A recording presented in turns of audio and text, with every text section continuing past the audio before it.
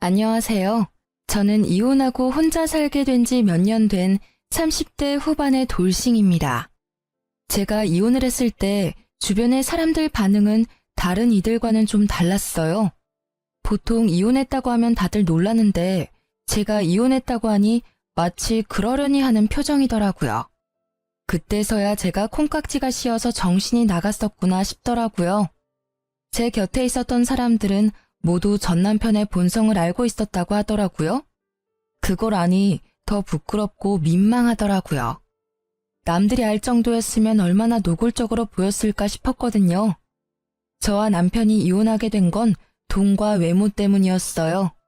그 일에 대해 말하기 전에 남편과 어떻게 만났는지부터 자세히 알려드려야 할 것 같네요. 그 부분도 상당히 중요하거든요. 저는 남편과 결혼한 지 4년 만에 이혼을 하게 됐어요. 꽤나 빠른 이혼이었고 그보다 결혼은 더 성급했죠. 남편과 만난 지 6개월 만에 번갯불에 콩 볶듯이 후다닥 결혼을 해버렸으니까요. 그때 제 심경을 대변하자면 저만큼 괜찮은 남자를 나중에 내가 만날 수 있을까 하는 생각이었어요. 게다가 저는 점점 나이를 먹어가고 있었고 얼굴은 그리 예쁜 편도 아니었죠. 솔직히 제 자존감은 무척 낮은 편이었어요. 키는 크고 몸매는 좋았지만 항상 얼굴 때문에 그 큰 키와 맵시가 도리어 단점이 되었거든요. 친구들은 제가 어렸다면 모델을 했으면 됐을 거라 이야기했지만 글쎄요. 그런 말들이 다 거칠애로 하는 말처럼 들릴 정도로 저는 그만큼 저에 대한 사랑이 모자랐어요. 결혼을 할 수 있을까 하는 생각도 들 정도였죠. 저는 옷가게 매니저로 일하고 있었는데 다행히 여성복이라 여성들을 상대하는 건 그렇게 힘들지 않았어요. 그나마 제 장점을 드러내 옷을 잘 팔 수 있는 장점도 있었죠. 남편과 만난 건 점점 자존감을 조금씩 회복하던 때였어요. 그 사람은 영업직으로 얼굴이 무척 잘생긴 사람이었어요. 연예인 정도는 아니지만 일반인 치고는 눈이 가는 얼굴이었으니까요. 게다가 자기 얼굴에 굉장한 자신감을 가지고 있어서 패션도 과감했고 행동은 무척 스마트해 보였어요. 처음에 그 남자 제게 말을 걸었을 때는 벌칙 게임에 당첨이라도 된 건가 하는 생각이 먼저 들 정도로 저에게는 비현실적인 사람이었거든요. 그런데 연락처를 교환한 그는 메일을 제게 연락하고 만나자고 조르고 보고 싶다며 애교를 부리곤 했어요. 그는 당시에도 저보다 4살이나 어린 나이였고 저는 그 사람이 저와 어울리지 않다는 생각으로 몇 번이나 선을 그으려고 했어요. 그때 아예 선을 그어버렸다면 제 인생에 이런 오점은 남지 않았을지도 모르죠. 하지만 남편은 끈질기게 제게 구애했고 결국 넘어간 건 저였어요. 그 사람을 거절할 수도 있었지만 내심 그런 생각이 들더라고요. 이렇게 잘생긴 남자를 내가 언제 만나볼까 하는 생각이요. 이 사람도 그냥 가지고 노는 거라면 나도 그냥 가지고 노는 거라고 생각하고 만나보기만이라도 하자 하는 생각을 했어요. 최소한 상처를 받지 않기 위한 방어였는데 보기 좋게 당했거든요. 남편은 결국 6개월 만에 제게 프로포즈를 해왔고 저는 그에 응했어요. 응하지 않을 이유가 없었다고 해야 하나? 아니, 연애 당시의 남편은 제게 무척이나 잘해줬거든요. 그것이 진심이 아니라고는 단 한 번도 추호도 의심한 적 없어요. 정말 맹세코 그것이 모두 그의 마음에서 우러나온 일들이라 생각했죠. 그런데 의외의 일들은 결혼과 가까워져 가면서 생기기 시작했어요. 남편은 프로포즈를 해놓고서는 전혀 준비가 되어 있지 않았거든요. 보통 안정적인 직장과 어느 정도의 돈이 모여야 프로포즈를 하는데 그 사람은 아예 돈이 없다며 제게 집을 해오면 안 되냐고 부탁을 했어요. 처음에는 의아했지만 솔직히 못해줄 것도 없었어요. 내 명의의 집이 남는 거라고 생각했고 조금 버겁긴 했지만 신혼부부라면 대출 이자도 싸니까요. 그렇게 저는 제 전 재산을 털어 집을 장만했어요. 물론 지방에 있는 집이라 비싸지는 않았지만 제 명의의 집이잖아요. 본격적으로 문제가 생긴 건 결혼 직후였어요. 남편은 점점 저에게 돈을 요구하는 일이 잦아졌어요. 본인도 일을 하고 있으면서 그 돈은 어디다가 쓰는지, 제게 매번 용돈을 요구했고 집에는 사치스러운 물건들이 하나둘 생기기 시작했죠. 옷가게 매니저와 영업직 회사원의 생활에는 어울리지 않는 것들이요. 처음에는 결혼하고 들뜬 남편 때문에 이야기하지 못했지만 점점 그런 것들이 눈에 밟히기 시작하면서 저는 스트레스에 점점 시달리기 시작했어요. 반년이 지났을 때는 더 이상 참을 수 없어 남편에게 말했어요. 자기, 더 이상 나한테 돈 달라고 하지 마. 나 진짜 돈이 없어. 모아놓은 돈도 당신이 다 가져가는 바람에 매달 받는 월급으로 생활비 쓰고 있거든? 그마저도 경조사 있는 날에는 부족해. 자기, 지금 장난해? 자기한테 왜 돈이 없어? 집도 잘 살면서 왜 그렇게 쪼잔하게 구는 건데? 좀 팍팍 쓰면서 살아. 없으면 몰라도 있으면서 그렇게 살면 남들이 얕봐. 우리 집이 왜 잘 살아? 누가 우리 집이 잘 산대? 우리 집 서민이야. 흔하고 흔한 서민. 중산층도 안 되거든? 결혼하면서 돈이 좀 들어온 게 있어서 그것 때문에 착각한 것 같은데 그거 다 다시 나갈 돈이야. 그리고 그 돈들 당신이 다 가져갔잖아. 나한테는 진짜 남은 거 없어. 당황한 제 말에 남편이 눈을 가늘게 뜨며 피식 웃더라고요. 그 모습이 의아했어요. 왜 이렇게 당당하게 우리 집이 부자라고 생각한 걸까요? 그리고 그 의문은 곧 풀렸어요. 내가 눈뜬 봉사로 보여? 당신 부모님 사시는 집, 그 집 엄청 비싸잖아. 땅값도 어마무시하고. 부모님이 거기 살 정도면 너희 집 돈이 제법 있다는 이야긴데 다 아는 사실 숨기지 맙시다. 네? 게다가 당신 가지고 있는 물건들 좀 봐. 가방은 죄다 명품이고 신발도 브랜드 있는 거고 화장품도 비싼 것만 쓰잖아. 그래놓고 서민? 부자들은 생각이 다르네. 뭔가 착각하고 있는 것 같은데 그 집 우리 집 아니야. 우리 거기 새들어 산다고. 전세. 그것도 전세 싸게 새들어 사는 거야. 우리 이모가 가지고 있는 집인데 엄마한테 싸게 받고 살라고 했거든. 그리고 내가 가지고 있는 명품 중에 내가 직접 산 건 단 하나도 없어. 다 이모가 선물해 준 거라고. 백화점 갈 때마다 하나씩 사오시니까. 제 말을 듣던 남편이 갑자기 얼굴을 구기더니 머리를 쥐어뜯더라고요. 왜 이래 여보? 아씨, 놔. 건드리지 마. 진짜 열받네. 남편은 그러면서 욕설을 하더니 집을 나가더라고요. 저는 이게 다 무슨 일인지 짐작도 안 갔어요. 그런데 그 이후로 남편의 태도가 완전히 달라졌어요. 그 전에는 돈을 원할 때마다 제게 애교도 피우고 예쁘게 행동했는데 갑자기 냉랭해졌어요. 그렇게 몇 달을 지났을까요? 저희 친정아버지 생신이 다가왔어요. 얘기 좀 해. 아버지 생신이 3일 뒤야. 어떻게 할까? 그걸 왜 나한테 물어? 당신 아버지니까 당신이 알아서 해야지. 어차피 근처 고깃집에서 생일 축하나 할 거잖아. 난 그런 데 가는 거 딱 싫거든? 내가 급이 있는데 그런 데를 가? 그냥 가족들끼리 단촐하게 보내, 어? 당신 그래도 사위잖아. 밥은 같이 먹어야지. 결혼하고 나서 우리 친정에 신경 써준 적 한 번도 없잖아. 나 그 사람들하고 밥 먹을 시간 없어. 바쁘다고. 내가 꼭 가야 할 이유가 있어? 아, 불공평한 것 같으면 당신도 우리 집 챙기지 마. 각자 하자, 각자, 어? 어차피 도움도 안 되는 처가 가깝게 지내면 뭐해? 그렇게 말하고는 정말로 아버지 생신 때 오지를 않더라고요. 선물 같은 것도 준비하지 않았고요. 아예 그날은 야근한다며 확인하듯이 말하고는 전화를 뚝 끊었어요. 저는 친정아버지에게 미안한 마음이 들어 고급 레스토랑에 가서 식사를 하고 모아놓은 돈으로 아버지에게 명품 지갑을 선물해드렸어요. 아버지는 괜한데 돈 쓰지 말라며 다시 되돌려주시려 했지만 나이 들어서 명품 하나는 들고 있어야 어디 가서 얕보이지 않는다며 억지로 손에 들려보냈어요. 그리고 속상한 마음을 달래려 SNS에 행복한 척 레스토랑에서 찍은 사진과 아버지 선물 사진을 올렸죠. 사진을 올리자마자 남편이 전화가 오더라고요. 아니, 고급 레스토랑을 갈 거였으면 미리 이야기를 했어야 할 거 아니야. 근처 고깃집이나 대충 갈 줄 알고 안 간다고 한 거였는데 그런데 갈 거였으면 나한테 연락했어야지. 내가 왜 연락을 해? 안 간다고 한 건 너였잖아. 우리 아버지 생일 다 무시하고 야근까지 한다고 한 게 너야. 어디서 이제 와서 뒷북을 치고 난리야? 아나무인의 남편 태도에 저는 열이 받을 대로 받아버렸고 결국 소리를 꽥 질렀죠. 소리를 지르고도 제 화는 가라앉지 않았어요. 도리어 점점 쌓여가고 있었죠. 마치 이제 곧 터질 화산처럼. 그렇게 쌓이던 화산은 남편 생일에 터져버렸어요. 남편은 제가 아버지에게 해준 것처럼 고급 레스토랑에 명품 선물을 해주길 바라고 있더라고요.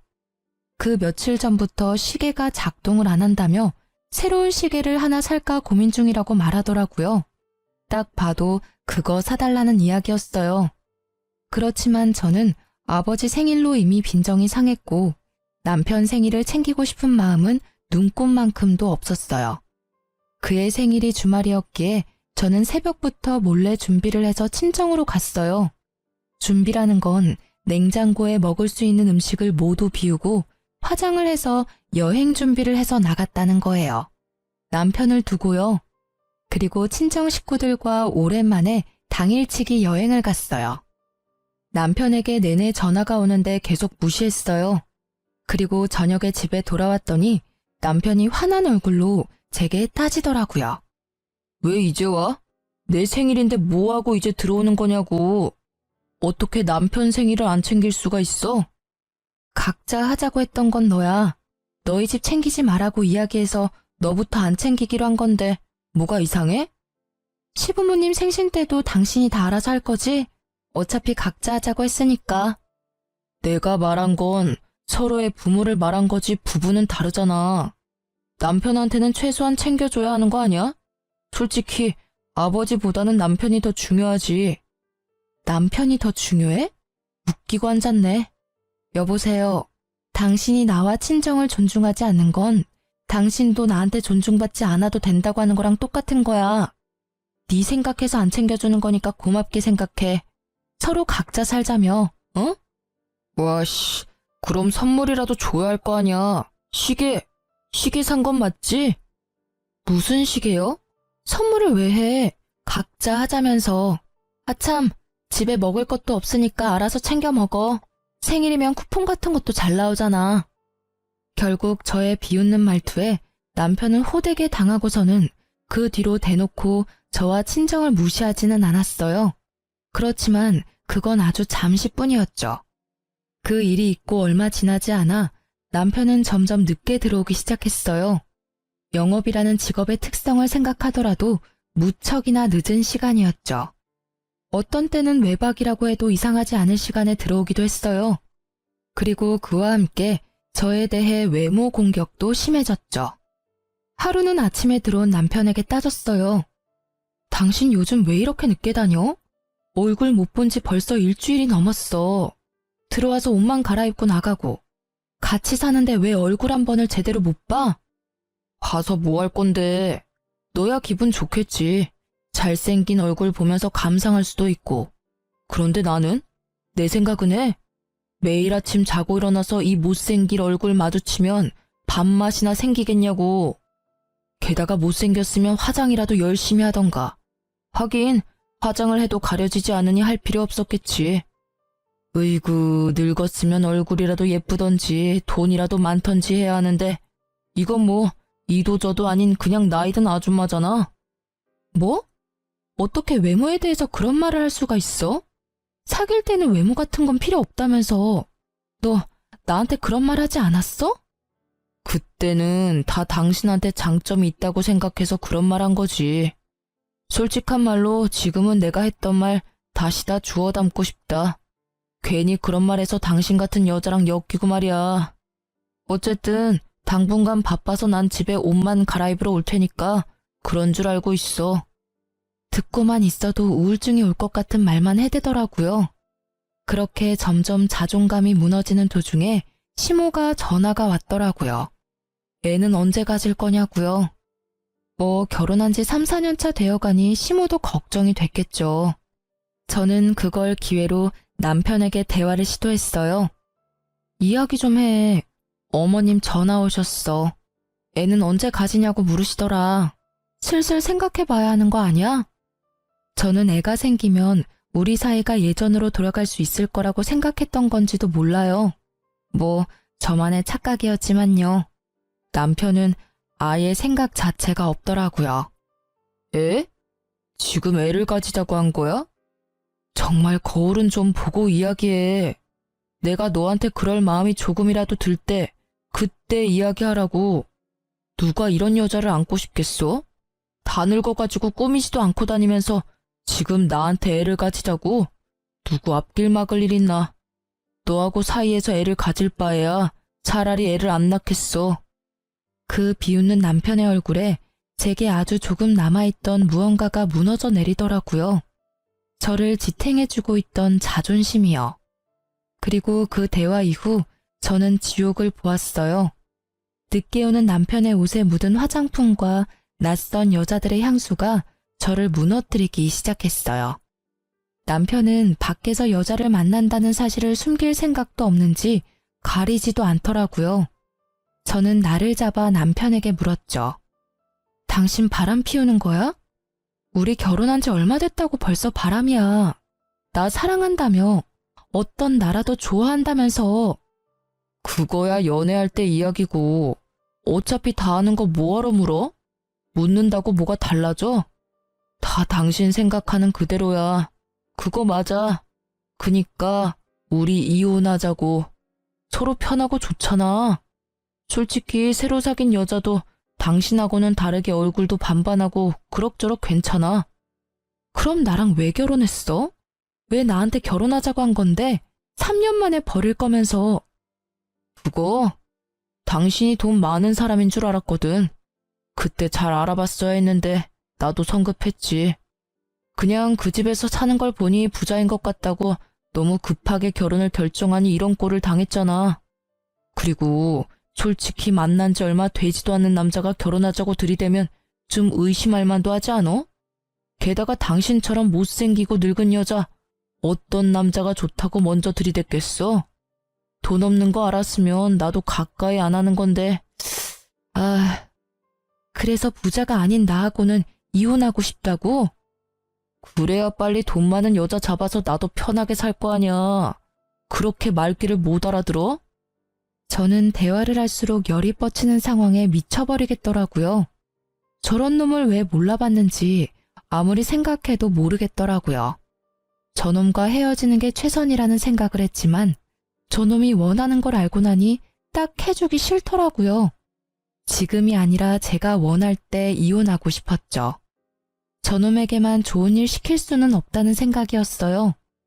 안 해줄 거야. 이혼? 내가 왜 이혼을 해? 이혼하더라도 언제 어디서 어떻게 할지는 내가 결정해. 당신한테는 아무 권한 없어. 마지막 발악처럼 소리치는 제게 남편은 왜 이혼을 안 해주는 거냐며 소리치고 난리를 치더라고요. 그리고 그때부터는 진짜 막장 드라마보다 더 막장으로 치달았어요. 저는 막무가내인 남편을 막지도 못하고 그저 고스란히 감정을 소모해야 했어요. 그렇게 이혼에 대한 마음이 강해지던 어느 날, 친정엄마에게서 전화가 왔어요. 이모가 아파서 병원에 입원했다고요. 저는 너무 놀라 이모가 입원한 병원으로 뛰어갔어요. 이모, 이게 다 무슨 일이야? 왔어? 네 엄마가 너한테까지 이야기했어? 그러지 말지. 너 걱정할까봐 일부러 연락 안 했는데. 진짜 이게 다 뭐야? 얼굴색은 왜 이리 안 좋고. 도대체 무슨 병인데? 뭔데 이렇게 힘들어하는 건데? 그냥 신장이 안 좋대. 그냥 두면 천천히 죽어갈 거라고. 이식을 하는 방법은 있지만 적합자가 없으면 못한대. 적합자? 그럼 나도 적합한지 알아볼게. 아니, 그만해. 너한테 그런 일까지 시키고 싶지 않아.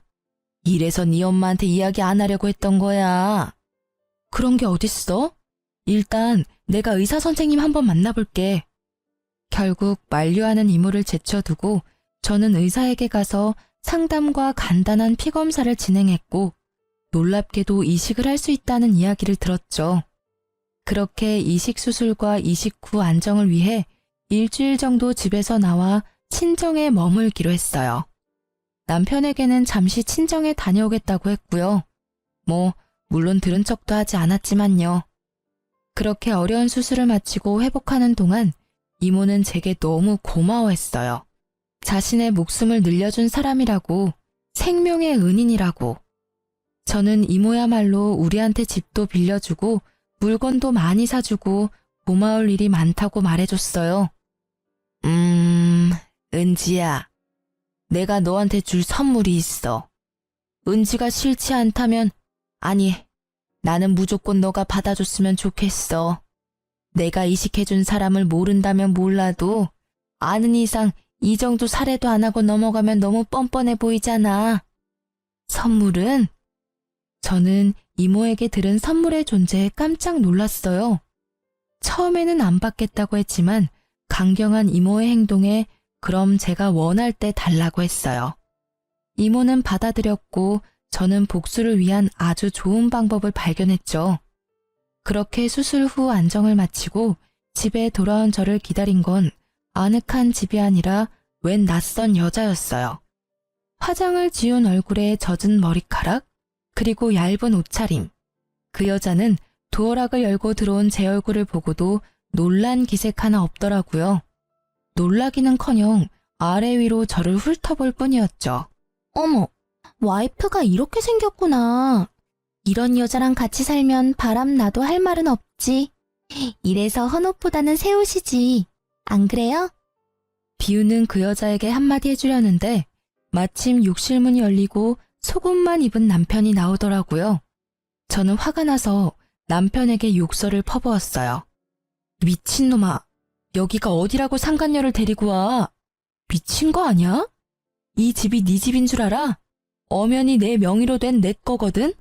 어차피 우리 결혼 생활 쪽난 거 너도 알고 나도 알고 남들이 다 아는데 꺼리낄 게 뭐가 있어? 그냥 편하게 살자. 당신 없는 동안 집에 여자 하나 들이는 게 뭐가 그렇게 화낼 일이야? 열받으면 이혼해 주던가. 이혼? 그게 그렇게 하고 싶었어?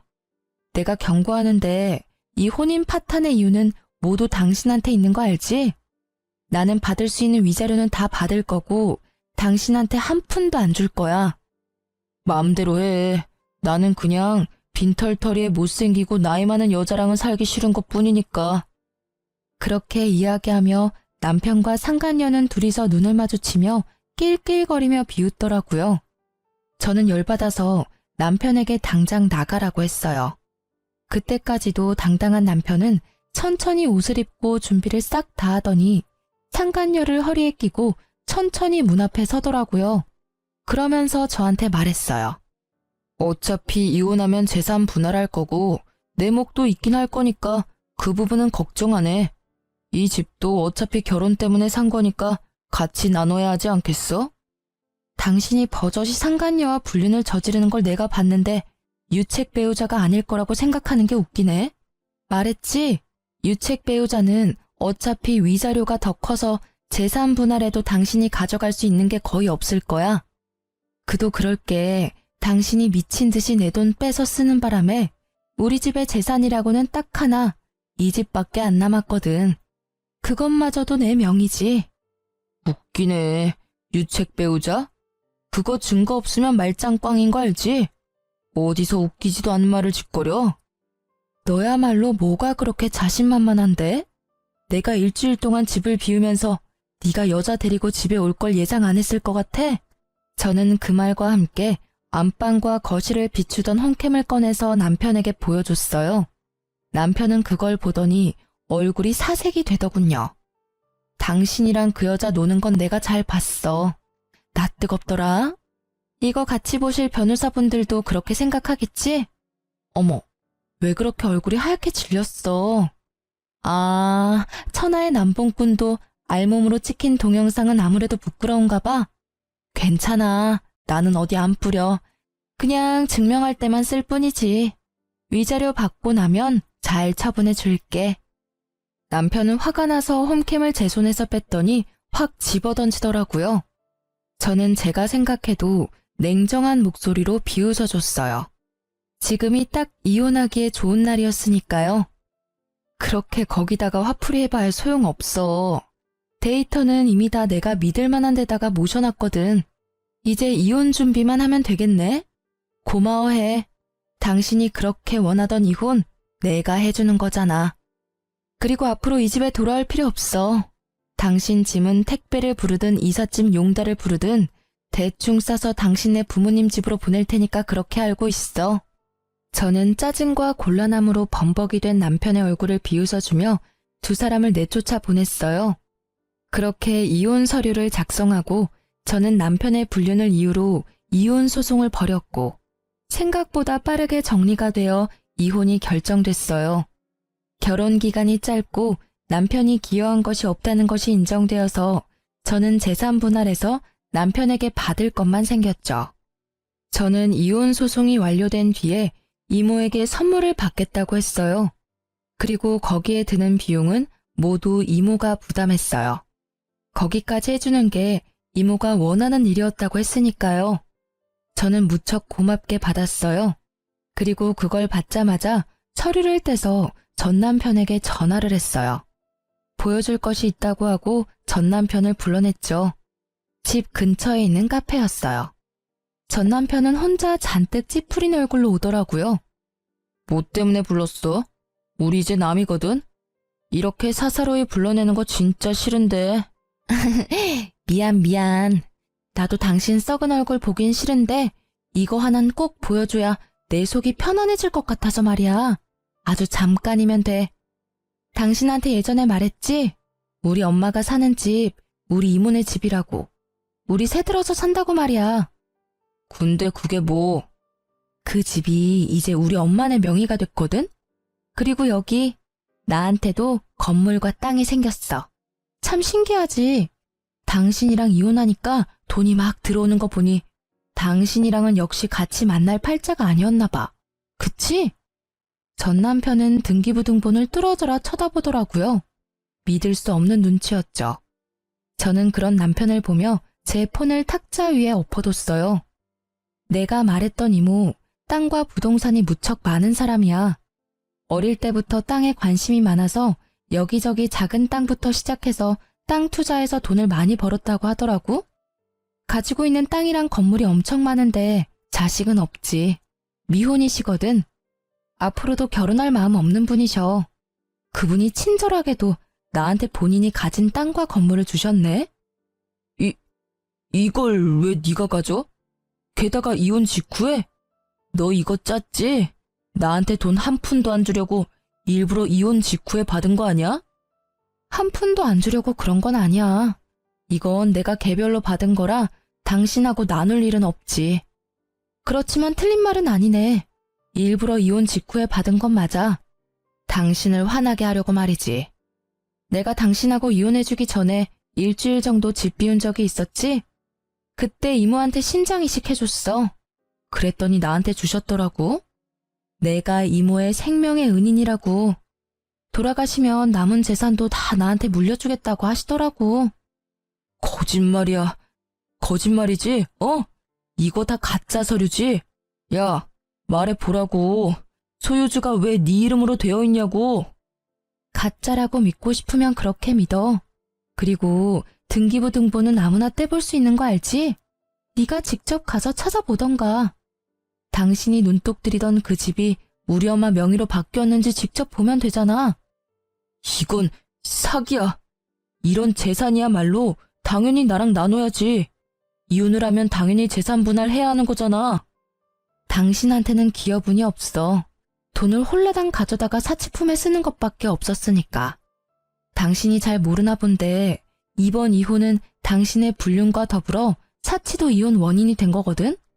신용카드, 현금카드, 뭐 내역이 줄줄이 다 불륜과 사치품뿐이니까 너한테 돌아갈 재산은 한 푼도 없는 거지. 그래서 위자료 나한테 지급하라고 결정났잖아. 안 그래? 전 남편은 완전 멘붕이 온 얼굴로 서류를 움켜쥐며 뚫어져라 쳐다보더라고요. 거기 적혀있는 글자가 변할 리가 없으니 저는 웃으며 그 모습을 구경했죠. 돈 없다고 찬 여자, 갑자기 부자가 됐으니 당황할 법도 하죠. 여보, 미안해. 당신이 이렇게까지 화가 났을 줄은 몰랐어. 하지만 우리는 이렇게까지 이혼할 필요가 없는 사람이야. 응? 그러니까 우리 다시 재결합 생각해 볼까? 당신 내 얼굴 잘생겼다며 좋아했잖아. 응? 무슨 소리 하는 거야? 당신이 잘 데리고 다니는 상간녀나 잘 돌봐. 그 여자 그렇게 좋아하면서 왜 나한테 들이대? 이미 나는 헌옷이나 다름없지 않아? 돈 없으면 얼굴이라도 예뻐야 하는 게 여자라고. 그때 당신이 말하고 나서 나도 내 주제를 알았어. 이제 결혼은 나한테 사치란 걸 말이지. 난 절대로 결혼은 다신 안 할 거야. 그 말은 그런 뜻이 아니고 예쁜 얼굴 감추지 말고 열심히 꾸미라는 말이었지. 그리고 헌옷이라니? 누가 그런 소리를 해? 설마 그년이 그런 말 했어? 아니야. 나 그렇게 얼굴만 반반하고 머리 빈 애들은 싫어. 걔도 그냥 내가 데리고 놀던 애야. 그 여자 원래 엔조이였어. 절대로 진심으로 만나던 것도 아니고 상간녀 소송하더라도 의리 지켜줄 사람도 아니야. 그리고 내가 당신한테 한 말은 진심이 아니었어. 그러니까 우리 다시 한번 생각해보자. 우리 관계 이렇게 끝내기엔 너무 아깝잖아. 나는 그냥 당신이 나한테 너무 과분한 사람이라 너무 안쓰러워서 자기를 놓아주려고 한 거야. 무슨 노래 가사도 아니고 막말에 무슨 장식을 저리도 달아대는지. 남편의 빠른 태세 전환에 웃음이 다 나더라고요. 저렇게 필사적으로 저를 다시 잡으려 한다는 사실이 정말로 구역질 날 정도로 웃겼어요. 이야, 시커먼 속내를 숨기질 않으시네? 나한테 헛짓거리하지 말고 옆에 있는 그 상간녀나 잘 챙기세요. 그리고 조만간 상간녀 소송도 할 거니까 잘 전해주시고요. 그 말과 함께 저는 카페에서 나왔어요. 전 남편이 저를 따라 나오려고 했지만 저는 미리 불러둔 택시를 타고 집으로 향했어요. 그리고 마지막으로 택시 안에서 폰을 켜고 상간녀에게 파일 하나를 보냈어요. 방금 전 남편과 통화한 녹음 파일이요. 상간녀 소송하려고 연락처 저장해놨는데 마지막 결정타 한 방 날려줬어요. 남편 놈에게도 열이 받았지만 감히 저를 품평하듯 보며 비하한 상간녀에게도 열이 받았거든요. 벌이란 건 두 사람이 다 받아야 하는 거라고 생각하니까요. 읽은 표시를 보고 나서야 저는 마음 편하게 폰을 껐어요. 마지막까지 복수가 잘 돼서 기분이 상쾌하더라고요. 그렇게 복수를 끝내고 저는 평화로운 시간을 보냈어요. 물론 전 남편과 상간녀에게서 연락이 왔지만 다 씹어줬죠. 이혼 상간녀 소송으로 할 말이 있다고 할 때는 변호사 명함을 보내줬어요. 저랑 할 이야기가 뭐가 있겠어요? 어차피 다 끝난 일인데. 그렇게 더 이상 그들의 연락도 오지 않게 됐을 때 저는 직장을 그만두고 몸조리를 하며 가족들과의 시간을 보냈어요. 꾸준하게 피부 관리도 하고 필라테스를 통해 스트레스로 무너진 몸매 관리도 했어요.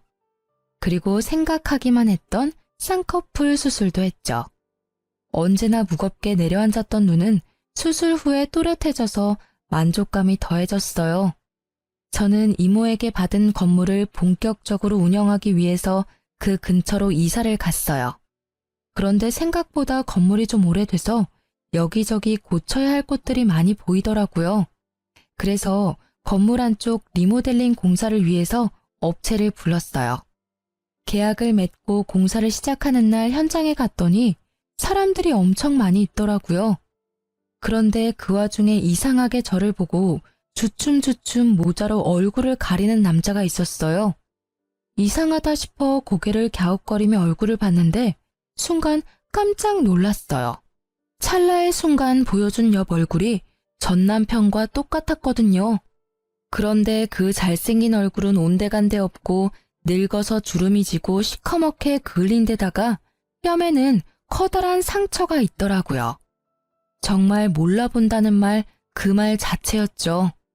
그 당시에는 사람들의 눈이 많은 데다가 상대방이 피하는 눈치라 저도 신경 쓰지 않았어요. 그런데 공사가 끝날 때쯤 저한테 와서 이야기를 꺼내더군요. 잘 지냈어? 잘 지냈지. 그런데 얼굴이 많이 상했네? 그동안 돈 버느라 힘들었나 봐. 뭐, 그렇지. 당신하고 이혼하고 나서는 술로 나를 세운 적이 많았어. 헤어진 게 후회도 되고 너무 마음 아프더라. 여전히 거짓말은 잘하네. 그 술이 내가 가진 건물 때문이지 나 때문은 아니잖아. 그런 식으로 말하지 마. 난 정말로 당신이랑 헤어지고 엄청 힘들었거든. 그때 당신이 상간녀 소송 걸었던 망할녀는 소송 위자료 못 준다고 했더니 앙심을 품고는 도망갔어. 그것도 그냥 도망만 갔으면 다행이지. 같이 살던 집에 있던 귀한 명품들 싹 다 가지고 집을 내놨더라고. 둘이서 같이 살던 집이었는데 그걸 팔아서는 며칠 그 집에서 지냈는데 집주인이 집 팔렸으니 나가라더라.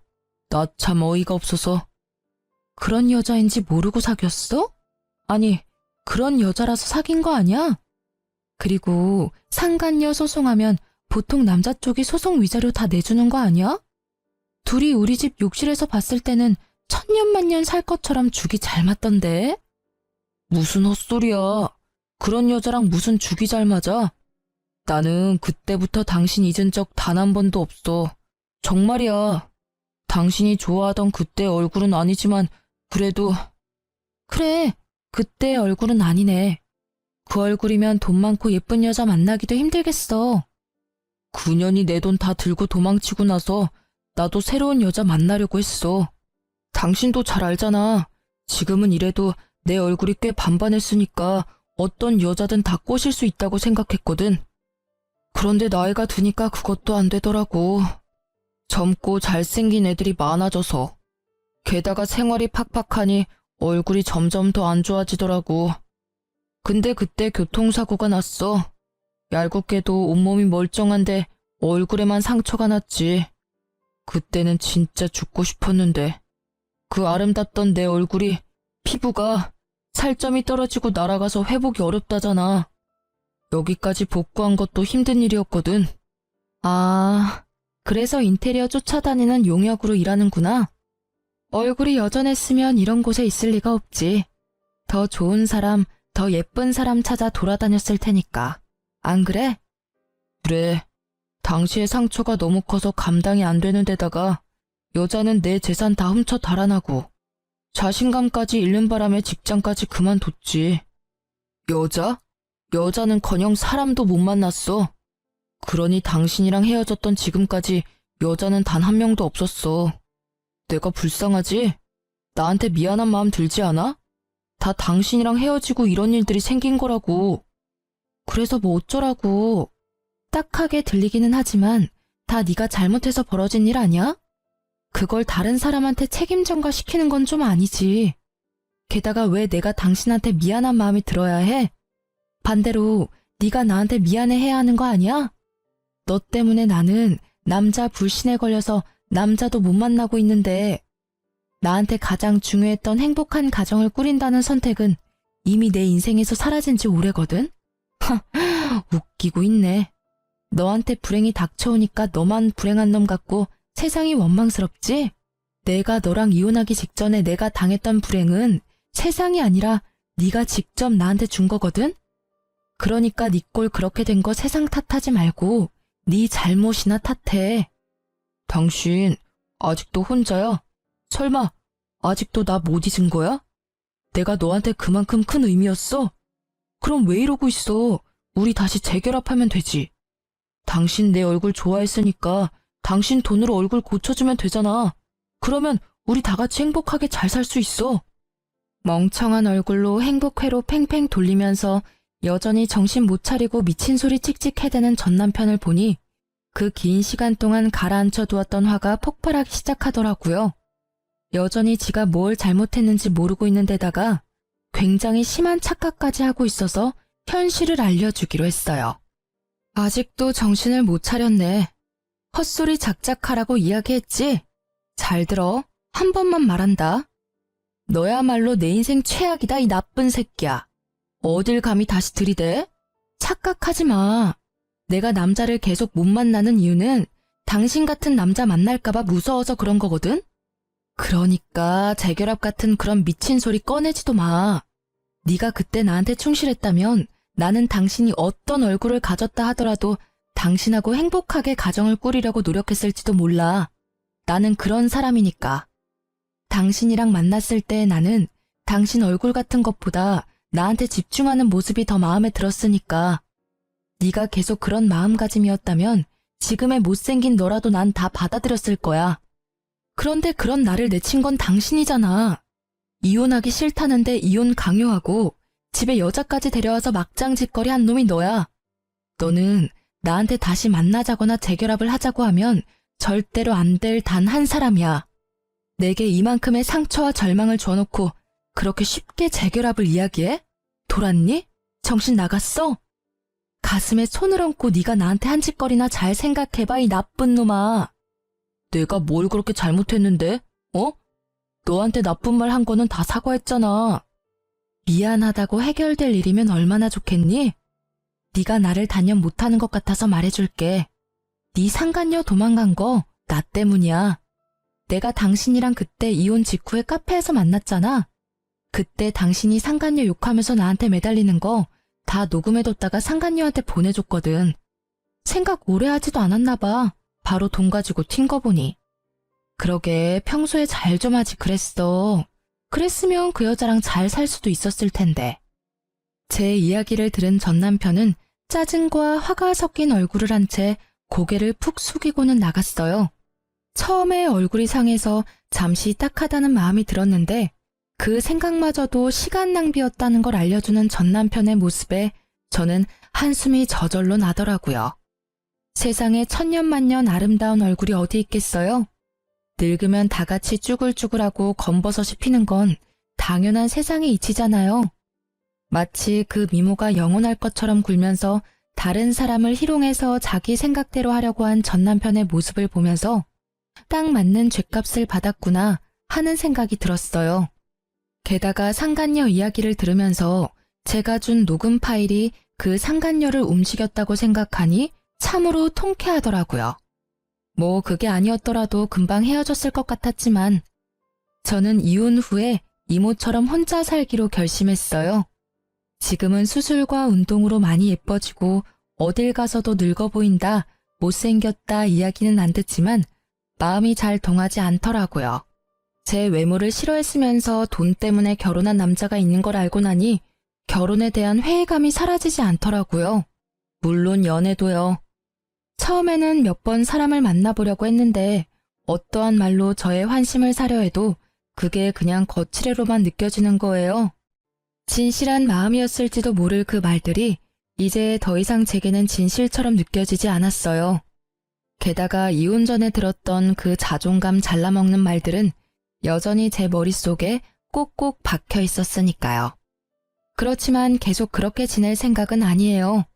그 남자가 제게 한 나쁜 짓을 싹 지워줄 좋은 사람을 만나고 싶긴 하거든요. 언제까지고 전 남편의 아기의 참 목소리를 제 삶 속에 끼워두고 살 수는 없는 노릇이잖아요. 사랑은 사랑으로 고치는 게 맞다고 봐요. 전 남편과의 싸움과 일방적인 매도에도 제가 버틸 수 있었던 건 우리 가족과 이모 덕분이었거든요.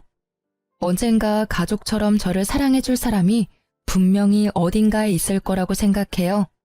그렇다고 함부로 사람을 만날 생각은 아니지만요. 지금 당장은 가족들과 여행하며 지내는 이 시간이 너무나 소중하고 행복해요. 생각보다 저처럼 이혼 전의 외모 지적질이나 자존감이 뚝뚝 떨어지는 말을 듣는 분들이 많을 거라고 생각해요. 그럴 때는 참지 마세요. 무턱대고 참고 기다리기만 하면 새로운 시작은 절대로 오지 않거든요. 제 이혼 스토리 봐서 아시겠지만 사람은 절대로 쉽게 변하는 법이 없답니다. 그 자랑스럽던 미모를 잃었음에도 여전히 나쁜 생각만 하고 있잖아요. 그러니 제 이야기가 헤매고 있을 많은 분들에게 도움이 될 수 있기를 바라는 마음에 이렇게 사연글을 써봤어요.